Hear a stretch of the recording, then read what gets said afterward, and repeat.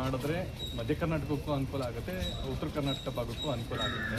ಇಲ್ಲ, ಅವರಿಗೆ ತಿಳಿದ ರೀತಿಯಲ್ಲಿ ಹೇಳಿದ್ದಾರೆ. ನಾವು ಕೂಡ ತುಮಕೂರಿಗೆ ಆಗಬೇಕು ಅನ್ನೋ ಇಚ್ಛೆ ಮೊದಲಿಂದನೂ ಕೂಡ ಅದನ್ನು ಎಕ್ಸ್ಪ್ರೆಸ್ ಮಾಡಿದ್ದೀನಿ ನಾನು ಕೂಡ.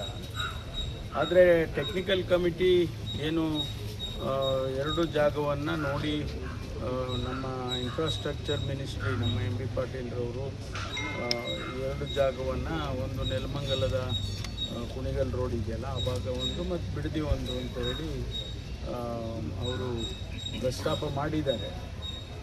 DGCAನವರು ಅವ್ರದ್ದು ಟೆಕ್ನಿಕಲ್ ಟೀಮ್ ಇದೆ, ಟೆಕ್ನಿಕಲಿ ಅವರು ಎಕ್ಸಾಮಿನ್ ಮಾಡ್ತಾರೆ. ನಮಗೆ ತುಮಕೂರಿಗಾದರೆ ಭಾಳ ಒಳ್ಳೆಯದಲ್ಲ, ಯಾಕೆಂದರೆ ಒಂದು ಸುಮಾರು 18-20 ಜಿಲ್ಲೆಗಳಿಂದ ತುಮಕೂರು ಪಾಸ್ ಆಗುತ್ತೆ, ಅವರಿಗೆಲ್ಲ ಅನುಕೂಲ ಆಗುತ್ತೆ ಅನ್ನೋದು ಒಂದು ನಮ್ಮ ಆರ್ಗ್ಯುಮೆಂಟು. ಎರಡನೇದು ಇನ್ನೊಂದು ಸ್ವಲ್ಪ ಇಂಟರ್ನ್ಯಾಷನಲ್ ಏರ್ಪೋರ್ಟ್ ಈಗೇನಿದೆ ಆ ಲೈನ್ನಲ್ಲೇ ಅದು ಬರ್ಬೋದೇನೋ ಅಂತ, ಅದು ಟೆಕ್ನಿಕಲ್ ಇದಕ್ಕೆ ಬಿಟ್ಟಿದ್ದು. ತುಮಕೂರಿಗೆ ಖಂಡಿತವಾಗಿ ತುಮಕೂರಿಗಾದರೆ ನನಗೆ ಭಾಳ ಸಂತೋಷನ ಆಗುತ್ತೆ. ನಾವು ಒತ್ತಾಯ ಮಾಡಿದ್ರಲ್ಲ ಸರ್? ಇಲ್ಲ, ನಾವು ಹಿಂದೆ ಎಲ್ಲ ಕೇಳಿದ್ದೀವಿ, ನಾವು ಹಿಂದೆ ಕೇಳಿ ತುಮಕೂರಿಗೆ ಮಾಡಿಕೊಡ್ಬೇಕು ಅಂತ ಕೇಳಿದ್ವಿ ಹಿಂದೆ. ಆಮೇಲೆ ಅವರು ಟೆಕ್ನಿಕಲ್ ಟೀಮು ಯಾವುದೋ ಒಂದು ಕಮಿಟಿ ಮಾಡಿದ್ರಲ್ಲ, ಅವರು ಆ ಎರಡು ಜಾಗವನ್ನು ರೆಕಮೆಂಡ್ ಮಾಡಿದ್ದಾರೆ ಅಂತ. ಸರ್ಕಾರ ಅಂತಿಮವಾಗಿ ಏನು ತೀರ್ಮಾನ ತಗೊಳುತ್ತೆ ನೋಡೋಣ. ಸರ್, ಬಿಡದಿ ವಿಚಾರವಾಗಿ ಪಾದಯಾತ್ರೆ ಮಾಡಲಿಕ್ಕೆ ಅಂದರೆ ಈಗಾಗಲೇ ಪ್ರತಿಭಟನೆ ಮಾಡಿದ್ದಾರೆ, ನೆಕ್ಸ್ಟ್ ಪಾದಯಾತ್ರೆ ಮಾಡ್ತೀವಿ ಅಂತ BJP ಘೋಷಣೆ ಮಾಡಿದ್ರು. ಅವ್ರಿಗೇನು ತಿಳಿದಿದೆಯೋ ಅವರು ಮಾಡ್ತಾರೆ. ಇದು ನಾವು ಅಭಿವೃದ್ಧಿ ದೃಷ್ಟಿಯಿಂದ ಮಾಡೋದಕ್ಕೆ ಹೊರಟಿದ್ದು. ಹಿಂದೆ ಕುಮಾರಸ್ವಾಮಿ ಅವರೇ ಇದನ್ನು ಪ್ರಸ್ತಾಪ ಮಾಡಿದರು, ಆನಂತರ ಅದನ್ನು ಕೈಬಿಟ್ಟಿದ್ರು. ಮತ್ತು ತಿರುಗಿ ಒಂದು ಸಿಸ್ಟಮ್ಯಾಟಿಕ್ಕಾಗಿ ಮಾಡಬೇಕು ಅಂತೇಳಿ ಈಗಿನ ಮುಖ್ಯಮಂತ್ರಿಗಳು ಶಿವಕುಮಾರ್ ಅವರು ಈಗ ಅದನ್ನು ತೆಗೆದುಕೊಂಡಿದ್ದಾರೆ. ಮೊದಲೇ ಹಿಂದೆ ನಾನು ಸಿದ್ದರಾಮಯ್ಯನವರಿದ್ದಾಗಲೇ ಕ್ಯಾಬಿನೆಟಲ್ಲಿ ಅದನ್ನು ಅಪ್ರೂವ್ ಮಾಡಿಸ್ಕೊಂಡಿದ್ರು. ಈಗ ಅದನ್ನು ಇಂಪ್ಲಿಮೆಂಟ್ ಮಾಡೋದಕ್ಕೆ ಪ್ರಯತ್ನ ಮಾಡೋವಂಥದ್ದು. ಹಾಗಾಗಿ ಅವರು ಭಾಳ ಸ್ಪಷ್ಟವಾಗಿ ಮುಖ್ಯಮಂತ್ರಿಗಳು ಹೇಳಿರೋದು, ನಾವು ಯಾರನ್ನೂ ಒತ್ತಾಯ ಮಾಡೋದಿಲ್ಲ, ವಾಲಂಟಿಯರ್ ಆಗಿ ಕೊಡಿ ಅಂತ ಹೇಳಿ ಕೇಳ್ತಾ ಇದ್ದೀವಿ, ಮನವೊಲಿಸೋದಕ್ಕೆ ಪ್ರಯತ್ನ ಮಾಡ್ತೀವಿ ಅಂಥೇಳಿ ಅವರು ಸ್ಪಷ್ಟವಾಗಿ ಹೇಳಿದ್ದಾರೆ. ಇದು ರಾಜಕೀಯ ಮಾಡೋದಕ್ಕೆ ಅವರು ಹೊರಟಿದ್ದಾರೆ. ರಾಜಕೀಯದ್ದು ಇಂಥದಕ್ಕೆಲ್ಲ ಅಭಿವೃದ್ಧಿ ದೃಷ್ಟಿಯಿಂದ ನೋಡಬೇಕು ವಿನ ರಾಜಕೀಯ ದೃಷ್ಟಿಯಿಂದ ನೋಡಬಾರ್ದು. ಸರ್, ಇಷ್ಟೊತ್ತು ವಿಳಂಬ ಗ್ರಾಮೀಣಾಭಿವೃದ್ಧಿ ಇಲಾಖೆ, ತಮ್ಮ ಇಲಾಖೆ ಎಲ್ಲ ಜಂಟಿಯಾಗಿ ಇದರ ನಾವು ಅದನ್ನು ಫಾಸ್ಟ್ ಫಾರ್ವರ್ಡ್ ಮಾಡಿದ್ದೀವಿ. ಈಗ ಈ ಸ್ವತ್ತನ್ನು ಗ್ರಾಮೀಣ ಇಲಾಖೆ ವತಿಯಿಂದ ಕೊಡ್ತಕ್ಕಂಥದ್ದಿದ್ರೂ ಕೂಡ ನಾವು ಕಂದಾಯ ಇಲಾಖೆಯಿಂದ ಅದಕ್ಕೆ ಪೂರಕವಾಗಿ ನಾವು ಕೂಡ ಮಾಡಬೇಕಾಗ್ತದೆ. ಅದನ್ನು ಆದಷ್ಟು ಬೇಗ ಮಾಡಿ ಅಂತೇಳಿ ನಾವು ಫಾಸ್ಟ್ ಫಾರ್ವರ್ಡ್ ಮಾಡಿದೆ. ಯಾಕೆಂದರೆ ಅದು ಭಾಳ ದಿವಸದಿಂದ ನೆನೆಗುದಿಗೆ ಬಿದ್ದಿರೋವಂಥದ್ದು ಆಗಬಾರ್ದು, ಬೇಗ ಬೇಗ ಮಾಡಿಸ್ತೇವೆ. ಸರ್, ರಾಜ್ಯದಲ್ಲಿ ಮಳೆ ಕೈ ಕೊಟ್ಟಿದೆ, ಬರದ ಛಾಯೆ ಇದೆ. ಒಂದು ಕಡೆ ಸರ್ಕಾರ ಸಚಿವ ಸಂಪುಟ ವಿಸ್ತರಣೆಯಲ್ಲಿ ಕಸರತ್ತು ಮಾಡ್ತಾ ಇದೆ, ಆಗ್ತಾ ಇಲ್ಲ. ಸ್ವಲ್ಪ ಅಧಿವೇಶನವನ್ನು ಕರೆಯೋದ್ರಲ್ಲಿ ತಡ ಆಗ್ತಿದೆ ಅನ್ನೋಂಥ ಆರೋಪ.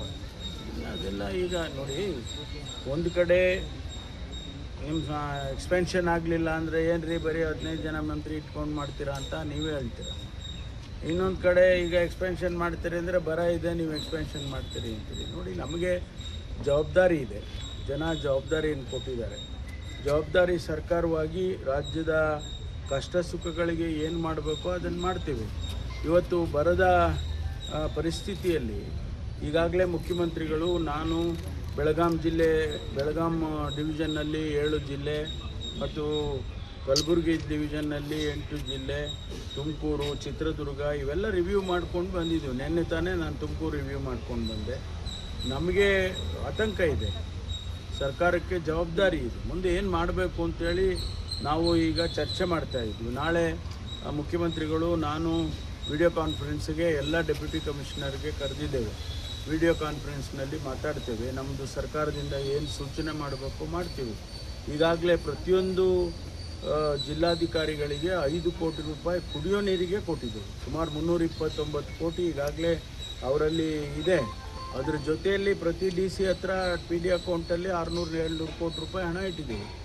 ಅದು ಯಾವ ಇಂತಹ ಸಂದರ್ಭದಲ್ಲಿ ಉಪಯೋಗ ಮಾಡಿಕೊಳ್ಳಿ ಅಂತ ಹೇಳಿ ತಿಳಿಸಿದ್ದೇವೆ. ನಾವು ಭಾಳ ಜವಾಬ್ದಾರಿಯಿಂದ ಇದನ್ನು ನಿಭಾಯಿಸೋದಕ್ಕೆ ಪ್ರಯತ್ನ ಮಾಡ್ತೇವೆ. ವಿಪಕ್ಷಗಳು ಬರೀ ಲೆಟರ್ ಬರೆಯೋದ್ರಲ್ಲಿ ಅಷ್ಟೇ ಆಗಿದೆ, ನೀವೇನು ಮಾಡ್ತೀರಿ ಅನ್ನೋಂಥ ನಾವು ಮಾಡ್ತಾ ಇರೋದನ್ನೇ ಹೇಳ್ತಾ ಇದ್ದೀನಲ್ಲ. ಈಗ ಕುಡಿಯೋ ನೀರಿಗೆ ಯಾವುದೇ ತೊಂದರೆ ಆಗಬಾರ್ದು ಅಂತ ಅವ್ರಿಗೆ ಹಣ ಕೊಟ್ಟಿದ್ದೇವೆ. ಅದನ್ನು ಮಾನಿಟ್ರ್ ಮಾಡ್ತಾರೆ. ಪ್ರತಿ ಡೆಪ್ಯೂಟಿ ಕಮಿಷನರು ಮಾನಿಟ್ರ್ ಮಾಡ್ತಾರೆ, CEO ಮಾನಿಟ್ರ್ ಮಾಡ್ತಾರೆ. ನೀವೇನು ಮಾಡ್ತೀರಿ ಅಂದರೆ, ಈಗ ನಾನು ಪತ್ರ ಬರೆದಿದ್ದೀನಿ, ಕೇಂದ್ರ ಸರ್ಕಾರದಿಂದ ಅವರು ಹಣ ಕೊಡಿಸ್ಲಿ, ಆ ನಿಯಮಗಳನ್ನು ಬರ ಪರಿಸ್ಥಿತಿಯಲ್ಲಿ ಬರ ಪೀಡಿತ ಪ್ರದೇಶ ಅಂತ ಘೋಷಣೆ ಮಾಡೋದಕ್ಕೆ ಕೆಲವು ನಿಯಮಗಳನ್ನು ಕೇಂದ್ರ ಸರ್ಕಾರ ಮಾಡಿದೆ. ಅದನ್ನು ರಿಲ್ಯಾಕ್ಸ್ ಮಾಡಿ ಅಂತೇಳಿ ನಾನು ಪತ್ರ ಬರೆದಿದ್ದೇನೆ. ಇಡೀ ದೇಶದಲ್ಲಿ ಇವತ್ತು ಬರೀ ಕರ್ನಾಟಕದಲ್ಲಲ್ಲ, ಇಡೀ ದೇಶದಲ್ಲಿ ಬರ ಇದೆ. ಅದಕ್ಕೆ ಒಂದು ನ್ಯಾಷನಲ್ ಡಿಸಾಸ್ಟರ್ ಅಂತ ಡಿಕ್ಲೇರ್ ಮಾಡಿ ಅಂತೇಳಿ ಪತ್ರ ಬರೆದಿದ್ದೀನಿ ಪ್ರಧಾನಮಂತ್ರಿಗಳಿಗೆ, ಗೃಹ ಸಚಿವರಿಗೆ, ಕೃಷಿ ಸಚಿವರಿಗೆ. ಇದೆಲ್ಲ ನಾವೇನು ಸುಮ್ಮನೆ ಕೂತ್ಕೊಂಡು ಕಾಲ ಕಳೀತಾ ಇಲ್ಲ, ನಾವು ಕೂಡ ಜವಾಬ್ದಾರಿಯಿಂದ ಕೆಲಸ ಮಾಡ್ತೀವಿ. ಇನ್ನಷ್ಟು ಹೆಚ್ಚಿನ ಮಾಹಿತಿಗಾಗಿ ಫಾಲೋ ಮಾಡಿ ಬ್ರಿಗೇಡ್ ನ್ಯೂಸ್ ಕನ್ನಡ.